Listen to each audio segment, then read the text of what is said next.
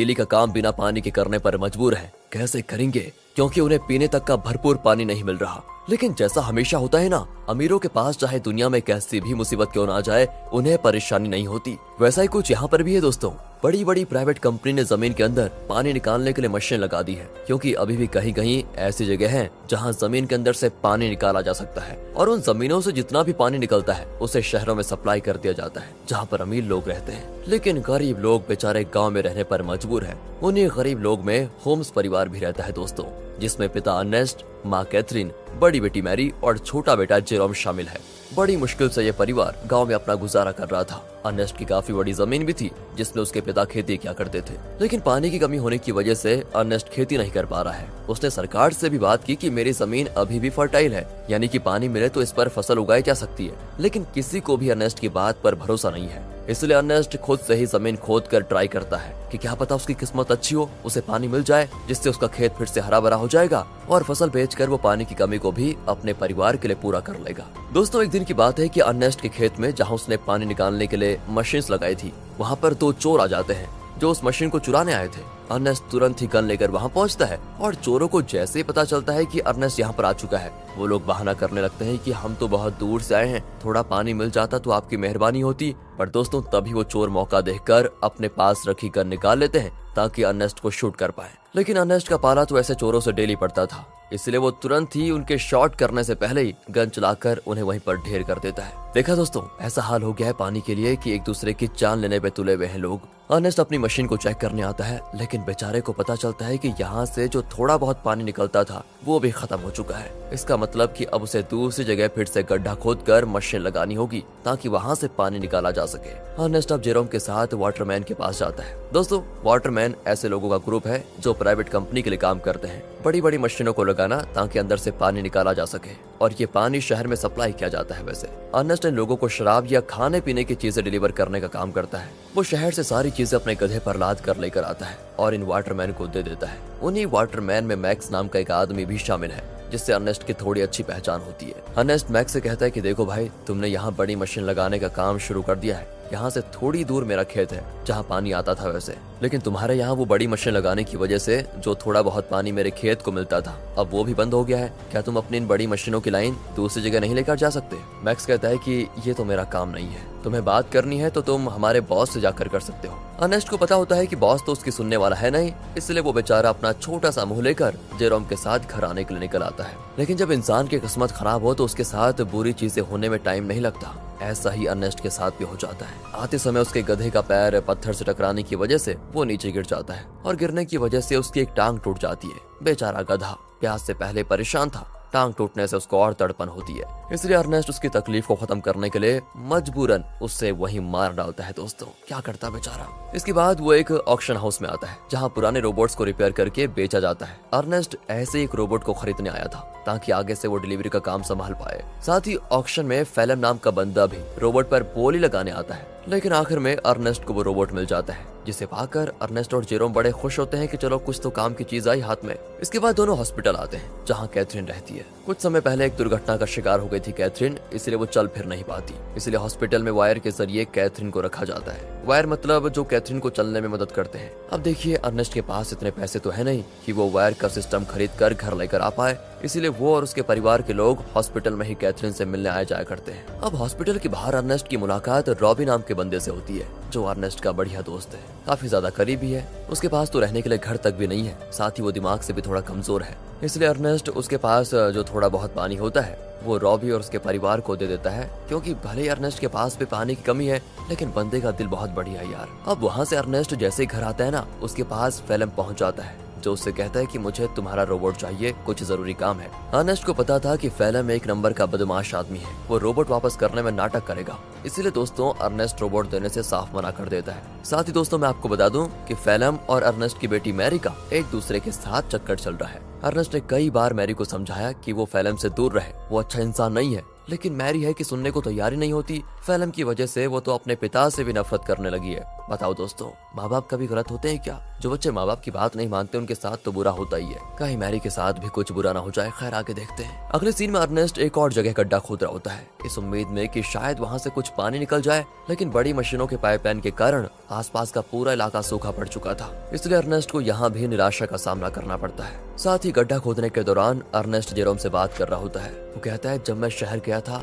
वहाँ मैंने एक लड़की को देखा जिसके बाल तो छोटे हैं लेकिन देखने में बहुत सुंदर है। तुम तो बेटा बड़े हो चुके हो, कहो तो तुम्हारी बात करवा दो उससे। मैं नहीं जानता कि इस हालत में हम कब तक जिंदा रह पाएंगे, इसलिए हमारे पास जो भी पल बचे उन्हें अच्छे से जी लेना चाहिए हमें। और दोस्तों ऐसे ही बाप बेटे आपस में बात करते हुए कुछ टाइम एक दूसरे के साथ बढ़िया तरीके से बिताते हैं। इसके बाद अर्नेस्ट जैसे ही घर आता है, मैरी उससे कहती है, मुझे पैसे चाहिए पापा, मैं फैलम के साथ जा रही हूँ, मुझे यहाँ पर बहुत घुटन हो रही है। अर्नेस्ट कहता है, घुटन हो रही है? मैंने बचपन से तुम्हें पाल पोस के बड़ा किया, सब कुछ देने की कोशिश की तुम्हें, और फिर भी तुम ऐसी बातें कर रही हो। मैरी तो ऊपर से जवाब देती है, कहती है, हम यहाँ पर जी नहीं रहे, सर्वाइव कर रहे हैं और मुझे ऐसी जिंदगी चाहिए ही नहीं। अर्नेस्ट के लाख समझाने पर भी जब मैरी नहीं मानती तो अर्नेस्ट मैरी को कमरे में बंद करके खिड़कियों पर कीले लगा देता है ताकि वो फैलम से मिल ना पाए। अब अर्नेस्ट जैसे सप्लाईज लेने के लिए शहर जाने वाला होता है, तभी उसको पता चलता है कि रोबोट गायब है। ये देखकर उसकी हालत खराब, वो परेशान हो जाता है। वो समझ चुका था कि ये काम तो फैलम के अलावा कोई दूसरा कर नहीं सकता। वो वहाँ से तुरंत वाटरमैन के पास आता है ताकि उनसे पूछ सके कि क्या फैलम यहाँ पर आया था कि नहीं।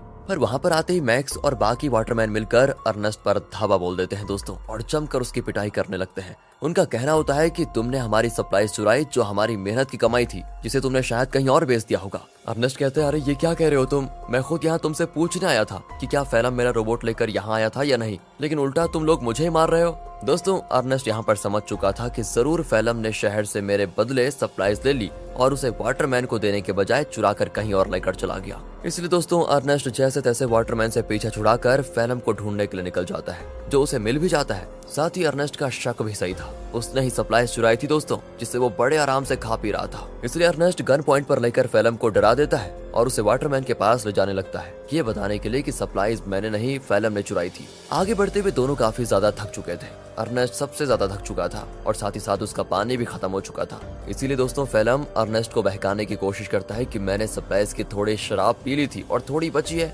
मेरी मानो तो बची हुई शराब हम दोनों आधा आधा बांट कर पी लेते हैं। ज्यादा से ज्यादा वाटरमैन क्या करेंगे, मुझे मारेंगे ही ना, लेकिन अगर हमने पिया नहीं तो हम प्यास से जरूर मर जाएंगे। इस पर अर्नेस्ट मान जाता है, लेकिन जैसे ही वो फैलम को रस्सियों से आजाद करता है, फैलम उस पर ही हमला कर देता है। बेचारा अर्नेस्ट पहले से ही थका हुआ था और मार खाने की वजह से उसका काफी ज्यादा खून बहने लगता है। इसके बाद तो फैलम जबरदस्ती बाकी सारी शराब अर्नेस्ट के मुंह में डाल देता है, ताकि जब वाटरमैन उसे देखे तो उन्हें यकीन हो जाए कि अर्नेस्ट ने ही सप्लाईज चुराई थी और उसी ने उनकी शराब पी ली। इतना ही नहीं दोस्तों, फैलम अर्नेस्ट को मार मार कर रोबोट के साथ ही रस्सी से उसको बांध देता है, ताकि दुनिया को लगे कि रोबोट ने आउट ऑफ कंट्रोल होकर अर्नेस्ट पर हमला कर दिया, जिससे उसकी जान चली गई। और होता भी ऐसा ही है, बेचारा अर्नेस्ट मारा जाता है दोस्तों। और सभी लोगों को लग रहा था कि रोबोट ने अर्नेस्ट की जान ली। दोस्तों हमेशा अच्छे लोगों के साथ बुरा ही क्यों होता है यार। अगले सीन में जेरोम अपने पिता को खोने के बाद बहुत उदास बैठा होता है। वो सारा गुस्सा रोबोट पर उतार कर उसे तोड़ने की कोशिश कर रहा होता है, क्योंकि अभी तो उसने ये मान लिया है कि रोबोट ने ही उसके पिता की जान ली।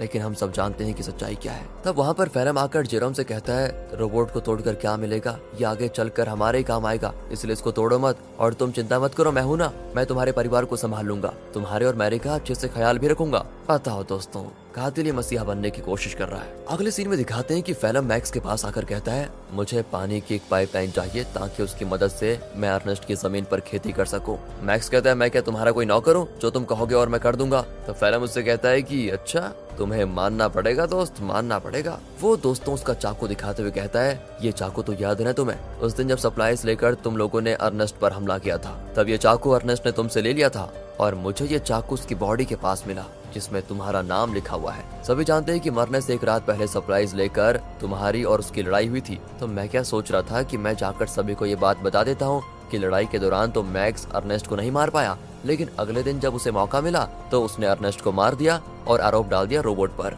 यह सुनकर मैक्स घबरा जाता है और फैलम की बात मानते हुए कंपनी से छुपाकर एक सीक्रेट पाइपलाइन अर्नेस्ट के खेत में चालू करवा देता है, जिससे दोस्तों खेत को पानी मिलना शुरू हो जाता है। सभी बड़े खुश होते हैं कि यहाँ पर फिर से खेती हो सकेगी। फैलम दोस्तों डेली हल जोतता है ताकि फसल उगा पाए। देखते देखते उसकी मेहनत रंग ला जाती है और खेती में चारों तरफ फसल उगने लग जाती है, जिसे देखकर जेरोम और बाकी सभी बड़े खुश होते हैं। साथ ही फैलम और मैरी रिलेशनशिप में भी थे, जिस वजह से मैरी प्रेग्नेंट हो चुकी थी, इसलिए उन दोनों की शादी करवा दी जाती है। शादी से फैलम बड़ा खुश था लेकिन अंदर ही अंदर उसे ये भी याद आ रहा था कि ये सब अर्नेस्ट का था जो उससे मैंने छीन लिया। आज वो जिंदा होता तो ना ही मैरी से उसकी शादी होती और ना ही ये खेत उसे मिलता।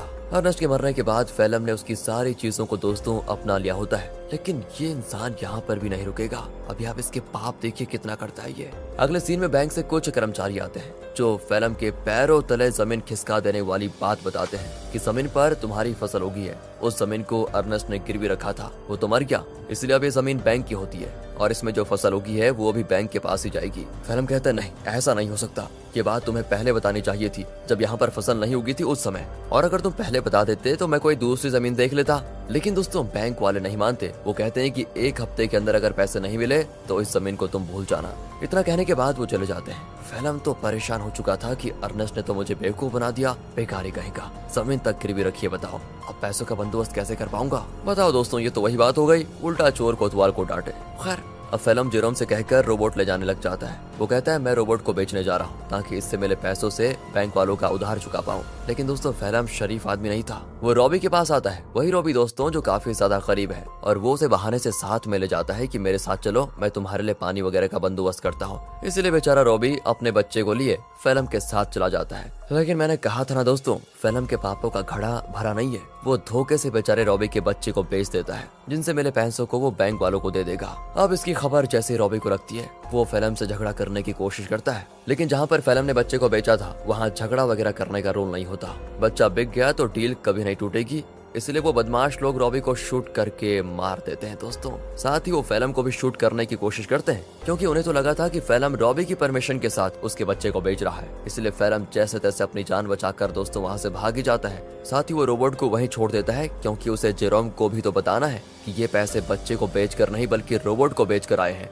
क्या कहें दोस्तों, कितना बुरा आदमी है यार फेलम। तभी तो दोस्तों अर्नेस्ट अपनी बेटी मैरी को मना कर रहा था इसके साथ रहने के लिए। अगले सीन में बैंक को पैसा देने की वजह से जमीन फिर से फेलम की हो जाती है, तो वहीं रोबोट आगे बढ़ते हुए अपने ओरिजिनल ओनर के पास जाने के लिए निकल पड़ता है, क्योंकि जब वो बदमाश लोग फेलम और रॉबी को शूट कर रहे थे तो कुछ गोली रोबोट को भी लग गई थी, जिससे हुआ ये कि रोबोट की डिफॉल्ट सेटिंग ऑन हो गई और इसीलिए वो अपने ओरिजिनल ओनर के पास जा रहा है जो कि शहर में रहता है और ओनर का नाम है केल्विन। वो जैसे उस रोबोट को देखता है तो बिल्कुल हैरान हो जाता है कि ये किसका रोबोट घूमकर वापस मेरे पास आ गया। उस रोबोट पर दोस्तों अर्नेस्ट का नाम लिखा हुआ था, इसलिए केल्विन रेडियो के जरिए अर्नेस्ट से संपर्क करने की कोशिश करता है ताकि वो आगे आए और अपने रोबोट को वापस लेकर जाए। जेरोम तो जैसे ही रेडियो को ऑन करता है तो बिल्कुल हैरान हो जाता है कि फेलम ने तो कहा था कि उसने रोबोट को बेच दिया, अब ये केल्विन बता रहा है कि रोबोट उसके पास है। इसलिए दोस्तों वो डिसाइड करता है कि अगर केल्विन रोबोट वापस देना चाहता है तो कोई नहीं, ये तो बहुत अच्छी बात है, मैं जाकर उसको ले लेता हूँ। अगले सीन में जेरोम को रॉबी की पत्नी दिखाई देती है, जो रॉबी और उसके बच्चे के वापस न आने पर सदमे में जा चुकी थी।